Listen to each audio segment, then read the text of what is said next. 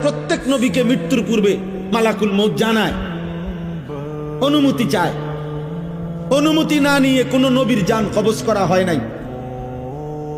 তো ইব্রাহিম আলাইহিস সালাম বললেন, আজরাইল, আমার একটা ছোট্ট প্রশ্ন আছে আল্লাহর কাছে, তুমি একটু জিগাইয়া আসো। যাও তুমি জিগাও। তো আজরাইল মালাকুল মউত বলছে, আচ্ছা বলে। তো তুমি গিয়া বলবা আল্লাহর কাছে, আয়াকবিজুল খলিল রুহা খলিলিহি।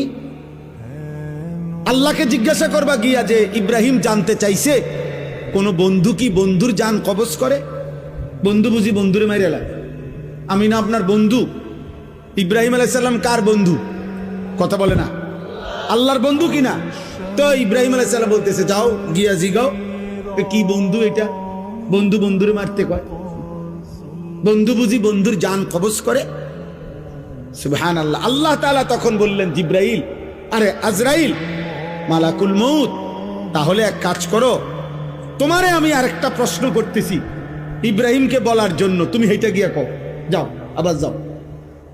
তো মালাকুল মউত এসে এবার ইব্রাহিম আলাইহিস সালামকে বললেন, আপনার কথার জবাবে আল্লাহ তাআলা একটা প্রশ্ন করছেন, আপনি হেইটার উত্তর দেন। তো বলছে কি? তো আল্লাহ তাআলা জানতে চাইছেন, আয়াকরাহুল খলিল লিকা খলিলিহি, বন্ধু কি তাহলে বন্ধুর মুলাকাত সাক্ষাৎ চায় না?